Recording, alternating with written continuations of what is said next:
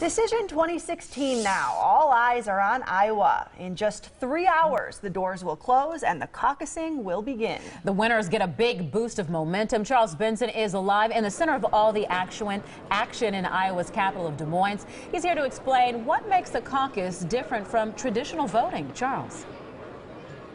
Well, good afternoon. Yeah, the politicians have been doing all the talking for the past year, but that all changes tonight. The Iowa caucuses are like a big meeting where your family, your friends, your neighbors, even people you don't know show up to talk politics.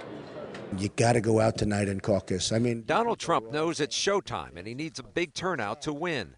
Factory worker Doug Daly has Trump's autograph, and Trump has his vote. And he's just a famous guy, and he's just different. You know, he's gonna make this country great again, as he says. So lots of people raised their hands at a Bernie Sanders rally, saying this would be their first ever caucus. Megan Wilson is supporting the Vermont Democratic Socialists. For the first time, people are saying they're going to go caucus. 30-year-olds, 40-year-olds, people that have never caucused before are saying, I'm going to caucus this year. In a few hours, Iowans all across this state will show up at a designated caucus location for about an hour or two.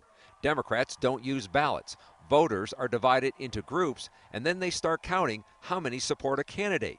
You can lobby others in the room to join your candidate.